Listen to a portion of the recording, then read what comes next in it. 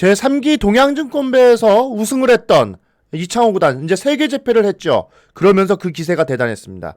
무려 8관왕에 오르는 기염을 통하는데 이창호 구단의 8관왕 기록은 스승인 조은현 구단 외에는 기록했던 적이 없는 대단한 기록이었습니다. 근데 이제 조은현 구단은 전관왕까지 됐었는데 전관왕이 될 때 그 우리나라의 기전이 그렇게 많지가 않아가지고 사실 최다관왕으로 따지면은 모든 기록은 다 이창호 구단이 갖고 있죠. 8관왕을 시작으로 그 다음에는 12관왕에 오르는데 바로 이 시기가 이창호 구단이 완전히 스승인 조은현 구단을 누르고 국내 1인자가 되는 그런 시기였습니다.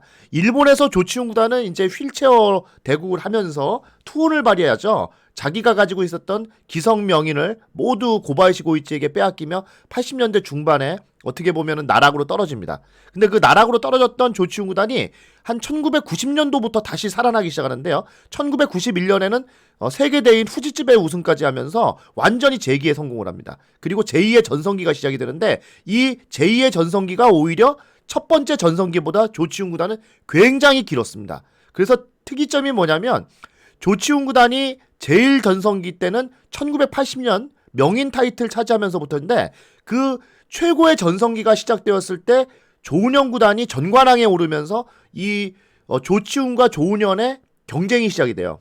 근데 제2의 전성기가 조치훈 구단이 시작될 때는 제자인 이창호 구단이 오히려 전성기를 맞이하면서 스승인 조은현 구단과의 그 경쟁이 아닌 제자인 이창호 구단과 경쟁하는 그런 시대가 됩니다. 그래서 조치훈 구단은 특이하게도 조은현 구단과도 경쟁했고 이창호 구단과도 경쟁했던 거의 유일무이한 기사라고 생각하시면 딱 될 것 같습니다. 이 당시에 동양증권배 제4기 대회인데요. 결승전에 조치훈 구단과 이창호 구단이 결승에 오릅니다. 근데 이 대결이 굉장한 관심사였어요. 왜 그러냐면 일본의 1인자와 우리나라의 1인자인데 두 선수가 모두 한국인이라는 겁니다.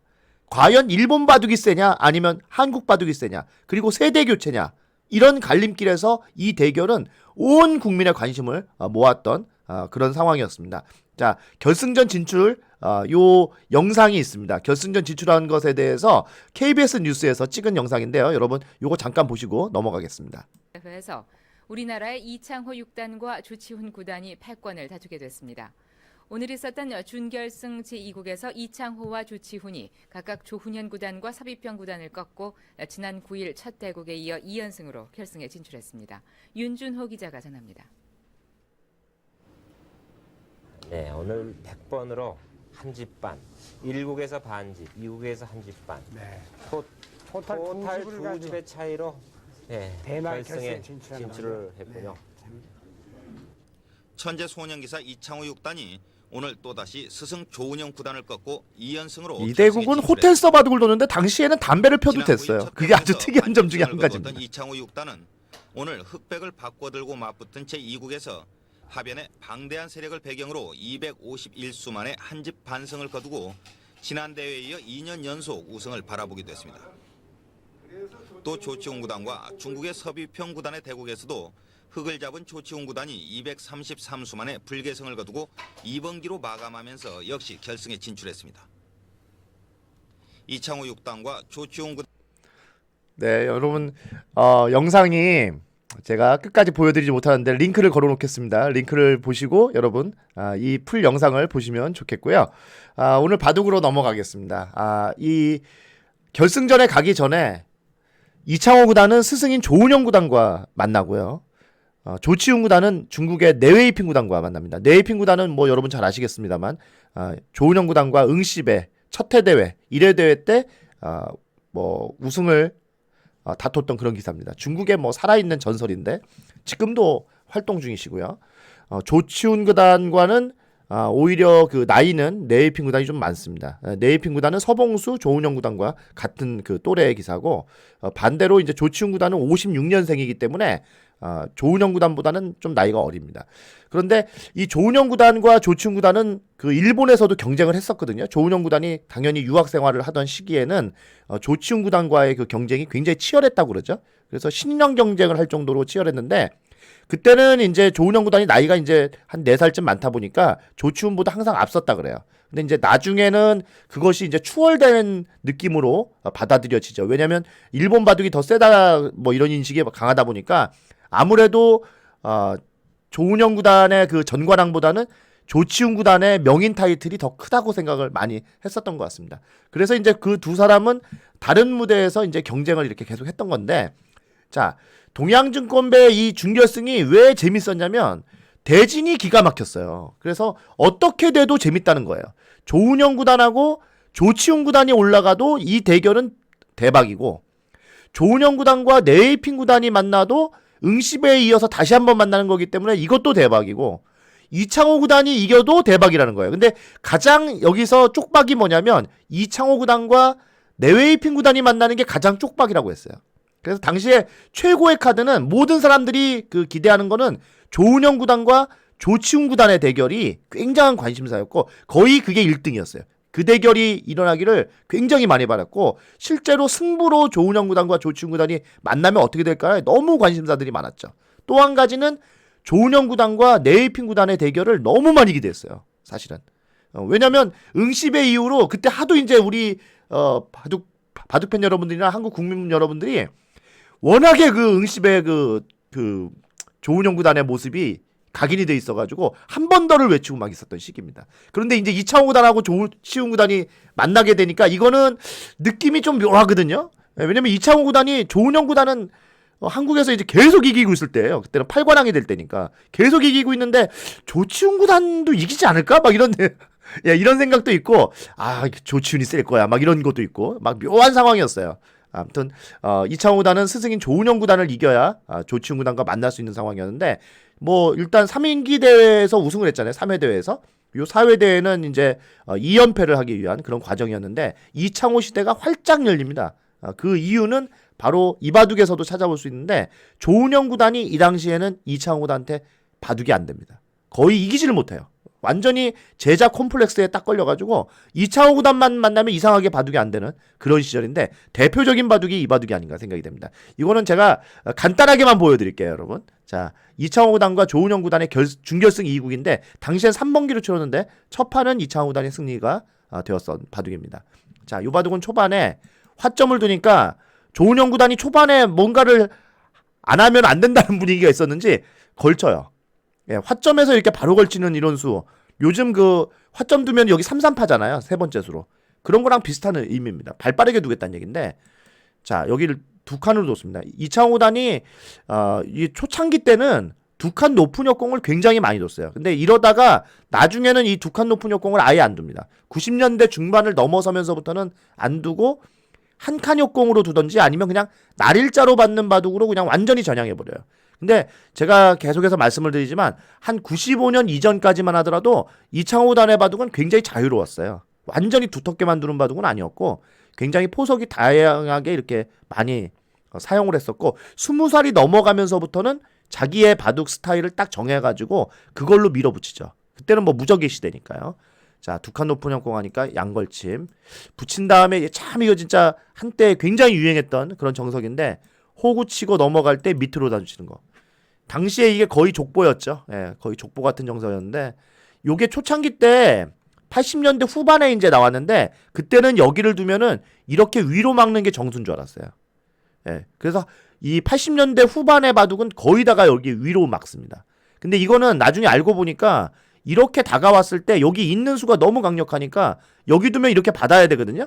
그럼 이거 젖히고 이거 둘 때 이거 단수 치면 여기서 이걸 활용당하고 여기서 활용당하는 것 때문에 이게 나쁘다 그래가지고 요 위로 막는 수가 사라져요. 이게 사라지면서 어떤 수가 발견이 되면 이거 둘 때 이렇게 밑으로 치는 수가 정수라는 거죠. 이거는 여기를 이었을 때 이걸 밀면은 이 석점이 여기가 너무 급소에 와 있기 때문에 이 자리가 좋다는 거죠. 그러니까 있는 수가 불가능하다면 당연히 백은 여기서는 밑으로 치는 게 정수라는 거죠. 요거 둘 때 여기 두면은 손을 빼도 됩니다. 손을 빼도 이거 이으면 이거 두고 여기 둘 때 막고 이렇게 막아버리면 여기가 이거 두 점 잡자고 둬도 막아버리면 이거 두 점 잡고 못 살잖아요. 그래서 다가오는 수가 선수가 안 되는 그런 상황을 맞이할 수 있는 게 여기 밑으로 단수 치는 수입니다. 요 수는 굉장히 중요한 수니까 알아두셔야 됩니다, 여러분. 자, 실전은 발빠르게 됐어요. 하여튼 초반에 실리를 먼저 벌고 시작했습니다. 네, 조치훈 구단이니까 보니까 4기를 갖다가 4기를 갖다가 모두 지금 먼저 다 선점하는 그런 효과가 있잖아요. 이게 조은영 구단의 이제 속력 행마라고 해가지고 당시에 굉장히 유행했어요. 왜냐면 조은영 구단의 그 초반 포석은 당대 최고라고 했거든요. 이거 뭐 조은영 구단의 포석을 능가할 수 있는 그런 기사는 당시에 없었어요. 그래서 포석은 조은영 구단에게 배워라는 게 정설입니다. 그 행마는 워낙 뛰어났어요. 감각적인 부분. 자, 날일자로 두고 이거는 굉장히 침착한 수죠. 여기서 이제 날일자를 두니까 한 칸으로 협공을 했습니다. 지금은 두터운 바둑을 두는 거니까 3-3을 지키는 것이 아니죠. 여기서 만약에 이렇게 3-3을 둔다면 이거는 이제 이런 식으로 벌리게 되는데 지금은 여기에 요 돌이 있는 상황에서 요 3-3보다는 오히려 외세를 키워야 될 형편이잖아요. 그러니까 이렇게 두면은 아무래도 흙이 진짜 발빠른 모습이 계속해서 나올 수밖에 없는 거죠. 협공을 하고 이거 둘 때 붙이고 축이 유리할 때 두는 수입니다. 지금은 단수 치면 요게 요 화점에 걸리지가 않습니다. 만약에 이게 축이 안 되면 백이 절대 이렇게 선택하면 안 되는데 지금 축이 유리하기 때문에 이렇게 둔 거고요. 이건 거의 축머리의 의미가 있어요. 3연성은. 그러니까 이제 이렇게 받았는데 요게 당시에 굉장히 유행을 했어요. 초창기 때는 다 따냈습니다. 따내는 게 무조건 두터운 건 줄 알고 이거 무조건 따내야 된다 그랬어요. 그리고 덤이 있기 때문에 백이 이거 따내면은 어떻게든 좋다. 그러던 것이 요게 바뀌어요. 이론이. 기가 막히게 바뀌는데 이렇게 두는 걸로 바뀝니다. 근데 요즘 보면은 그 비슷한 유형이 많이 있는데 알파고가 다 이런 거 따내는 게 안 좋다 그러고 이런 식으로 두는 게 좋다고 나옵니다. 그래서 당시에도 프로 선수들이 이걸 따내는 것보다는 이렇게 좀 더 어차피 이걸로 축머리 되는 거니까 축머리 활용당할 것도 없고 요런 수가 더 좋다는 걸 이미 발견을 했다는 거죠. 요게 대단합니다. 자, 그러니까 날짜 두고 어떻게 보면은 백은 그냥 모양 하나로 다 버티는 거고 흙은 진짜 곳곳에 다 뒀거든요.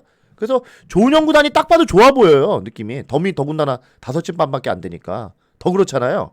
그런데 여기를 걸치고 이걸 둘 때 이창호 구단이 여기서 갑자기 마음이 바뀝니다. 이걸 둔 다음에 이렇게 둬요.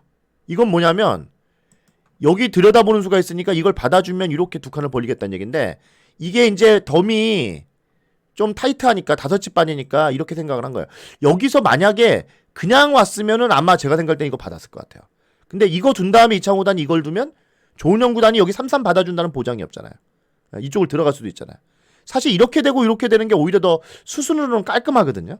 근데 이창호 구단이 이걸 수순을 바꿔서 여기를 교환한 다음에 이걸 오니까 조은영 구단이 이걸 받아주질 않았어요.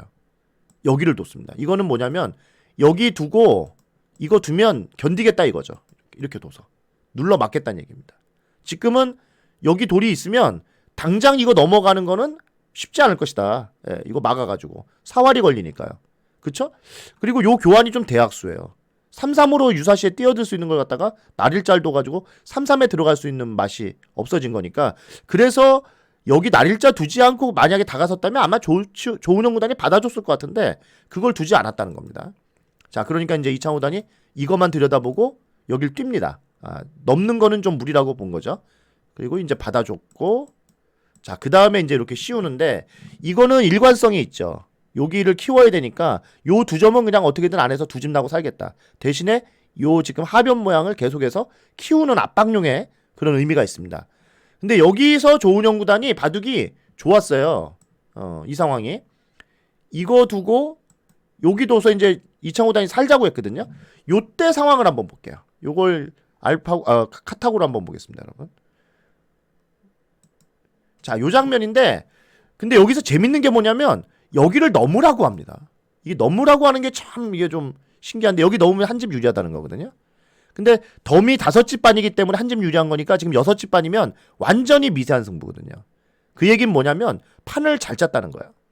그리고 당시에 이창호 구단이 조은영 구단을 상대로 포석에서 항상 밀린다고 그랬는데 이게 막상 조은영 구단하고 이창호 구단의 바둑을 그 인공지능으로 돌려보면 그렇지가 않아요. 그냥 당시에 사람들이 습관적으로 하는 얘기였던 것 같아요. 그렇게까지 초반에 많이 밀리지 않습니다. 이창호 구단이. 뭐 물론 이제 이창호 구단이 이긴 바둑이 많다 보니까 또 그럴 수도 있는데 요 당시에는 이창호 구단의 포석이 조은영 구단한테 많이 밀리지 않았다. 뭐 요거는 확실한 것 같습니다. 자, 이 상황에서 조은영 구단이 지금 유리할 수 있는 그 방법이 있었는데 그걸 선택을 안 하면서 완전히 바둑이 여기서 망가지기 시작하는데 여기를 두니까요. 이걸 날짜를 뒀어요. 이 수는 넘는 게 무조건 정수였습니다. 넘고 여기를 갖다가 두텁게 막았어야 되는데 그걸 안 한 거죠.